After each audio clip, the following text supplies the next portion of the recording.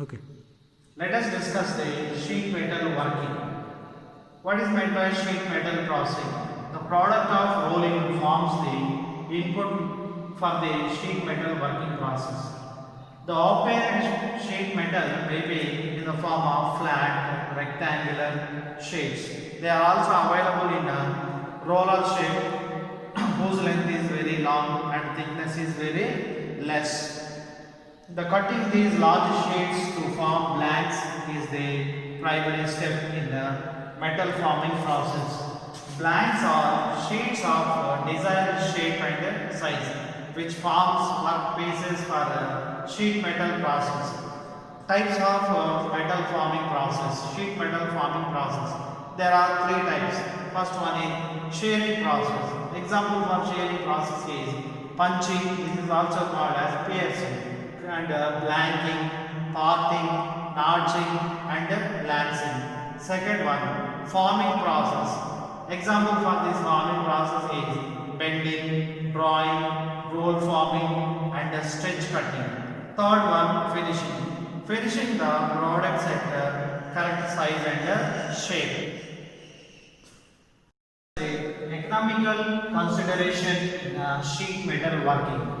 In any process, economic is plays very important role because everything is revolving around the economics. So what are the things we have to consider before selecting and going for this sheet metal working? First one, size and geometry of the working workpiece. What is the size of the required job piece, what is the shape of the required job piece. This is the considering thing. Next, material properties, because mechanical properties plays very important role because that sheet or material is undergoing various mechanical working processes. That is why we have to consider on the material properties also. What is its proofs resilience, what is its toughness, what is its ultimate strength, what is its breaking stress, like that. All these are the properties which we may consider in before starting the operation. Next one, production type. So in which production type we have to produce the required objects. The production may be mass production or job production. Next, fourth one, surface finish and accuracy. What are the surface finish requirements we have to supply? What is its tolerances? What is its accuracy? How much accuracy we have to maintain? All these things have to be considered before starting the production. And next, fifth one, cost of processing. So what is the total cost of producing one object? Based on this, MRP will be fixed. Material requirement plan. It will be fixed based on all these things. Next, discuss the cold working process. How can we specify so and so working process is cold working process and so and so working process is hot working process? For these two processes, recrystallization temperature is the fundamental thing. What is meant by recrystallization temperature? The temperature at which changes of grain structure, crystalline structure is called as a recrystallization temperature. If a mechanical working process is carried out on the objects at a temperature greater than the recrystallization temperature, then that mechanical working processes are called as hot working process. Whereas the mechanical working processes are carried out at a temperature lesser than the recrystallization temperature, then we may call it as a cold working process. This sheet metal form is the cold working process. Example for it is a blanking. What are the mechanisms of blanking? First one, it is a cold working shearing operation. We know the meaning of shearing operation. That means we have to remove the object from the sheet. It will carry out by cutting out the contour of a stamping. The production of sheet metal, blanks of flat shapes requires a single action press. By using the press, we can cut the blanks of required shapes and sizes from the sheet metal. Press consists of a tool-like punch, corresponding die and a stripper. This stripper prevents the sheet from following the punch on its upstroke. Sequential operations of blanking process. Material whose contour is to be cut is fed into the die. First step. Okay. Next, then punch is moved down with a great force which shears off the material in a required shape. Always the punch is raised up and the blank is now collected and finishing operations are performed to make the blank ready for use. By seeing these two diagrams, we can understand the operations carried out on the metal sheet. See, these are the two views, front view, top view, we are seeing. This is the shank and the punch. Shank and punch is there. You are seeing the cutting section of the die block. What are the parts presented in the die block? Die block, stripper plate, stopper. Okay. So what is the first step? Earlier we discussed. First, the material has to be fed into the die block. This is the sheet metal. Okay. From this sheet metal, we have to produce the blanks. That is why first we placed or we fed the metal sheet into the die block. Then after, this punch has to move down. Punch has to move down into the die block. As the punch is falling from a height at a great force, what happens? This will presses this metal. Because of this pressing, what happened? Being there is a cavity and hole provided according to the desired shape and size of the blanks which is to be produced, then the produced blank will be collected from this side. The produced blank side is the ready for use. We have to carry out certain finishing process on that produced blank. Okay, then what is the use of this stripper plate? Stripper plate. So after pressing down or producing the blank, this punch will move upwards, move in upward direction. At the time, this scrap will not stick and move along with the punch.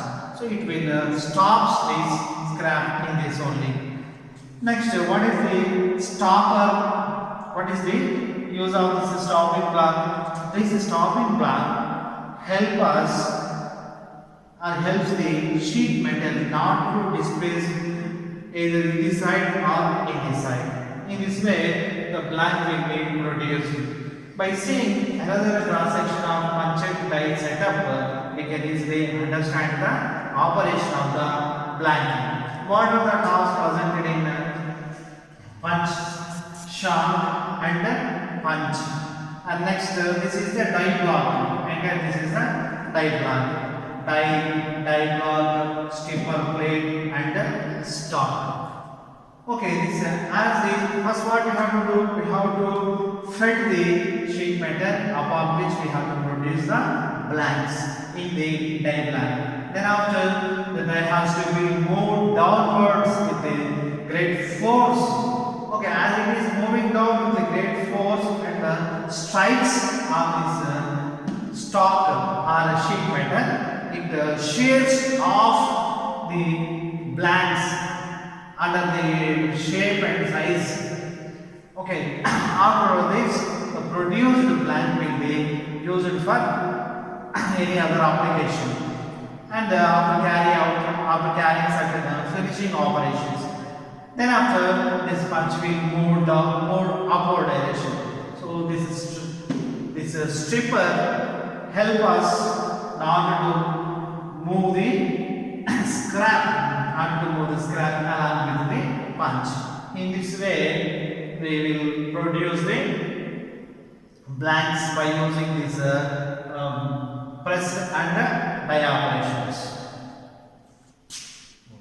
Die is a tool to cut or shape the sheet metal. Die consists of die block and the punch. Thus, blanking die performs cutting operation. During the operation, the shank portion is held in the ram or slide of the press.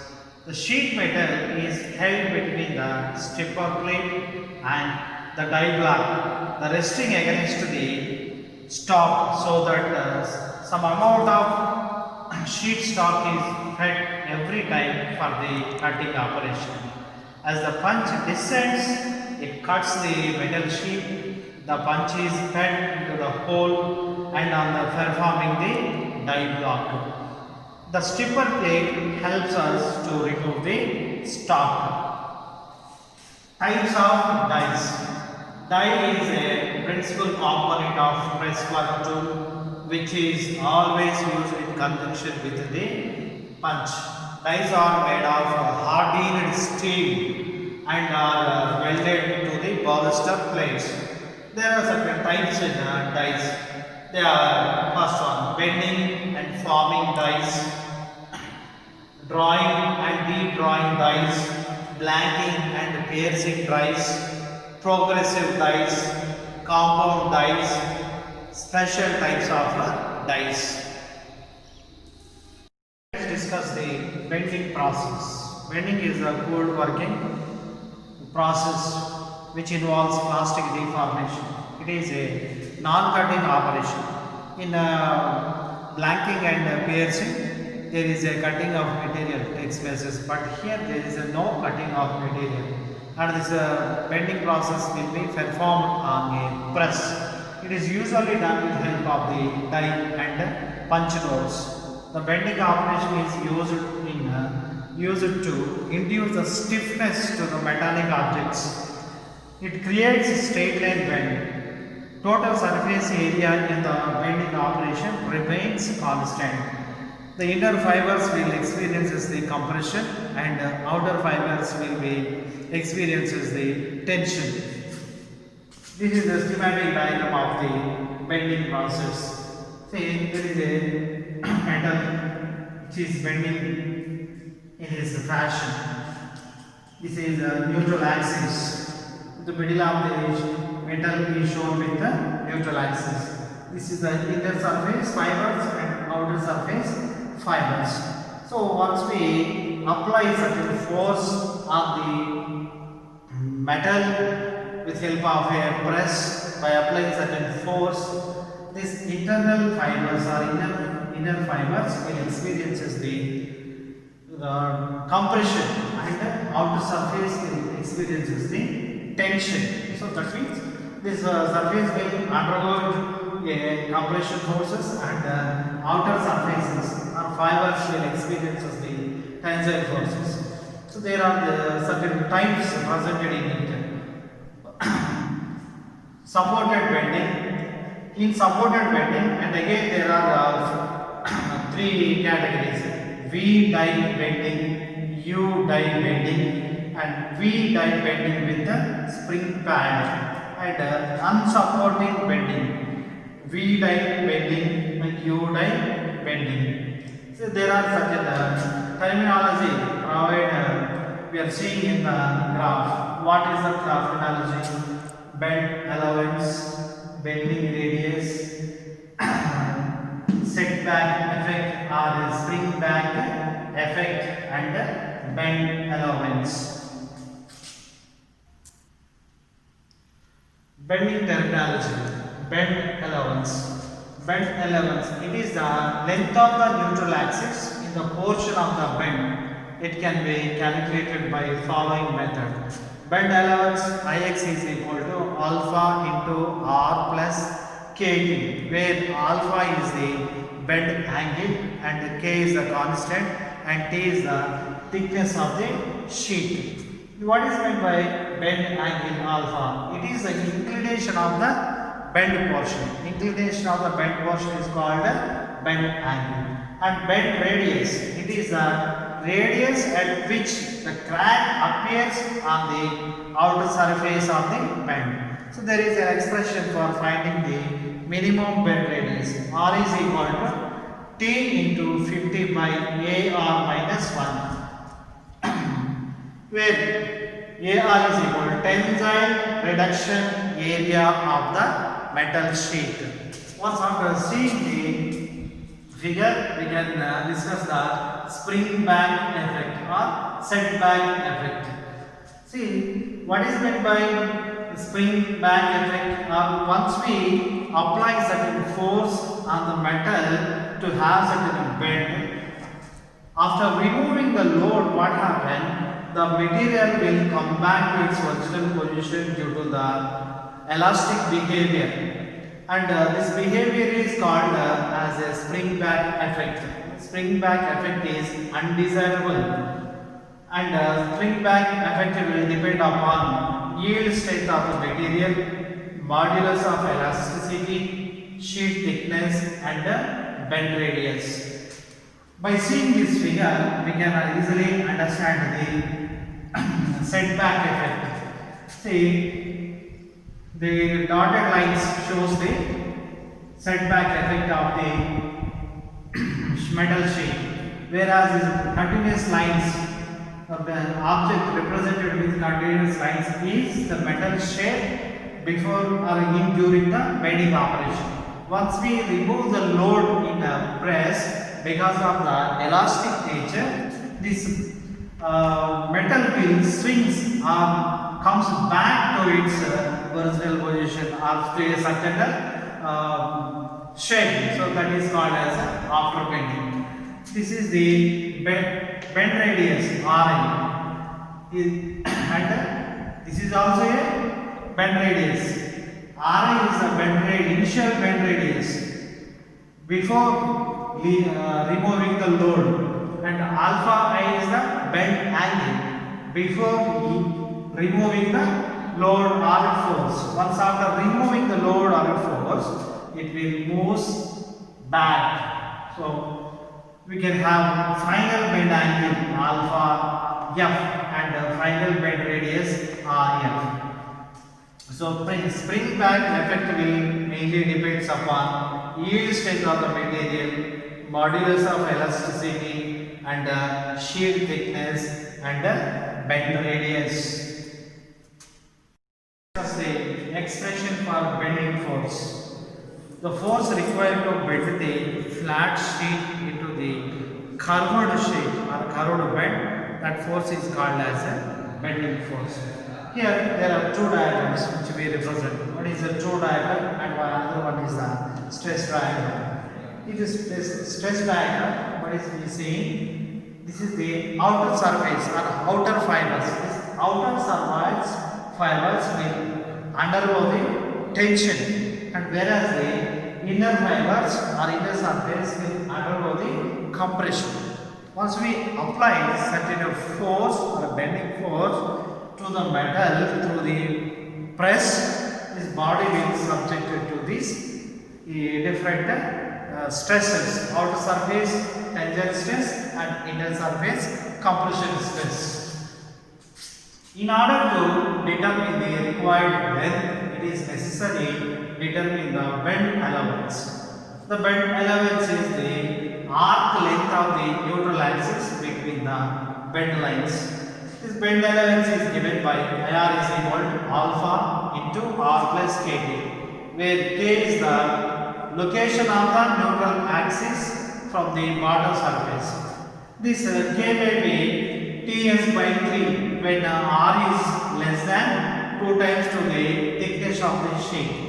When K is equal to 2s by 2 when bend radius R is equal to 2 times the thickness of the metal sheet. Depending upon the material, the minimum bed radius will be Ts by 2 for soft material, and minimum bed radius is equal to Ts for the other material, and minimum bed radius is equal to Ts by 3 for spring material. Here, the bend force Fb can be determined by using one expression. Fb is equal to K into L into S into Ts square by W. K is the location of the neutral axis, and L is the length of the bent part, and S is the ultimate tensile strength, and W is the width between the contact points, and Ts is the blank thickness.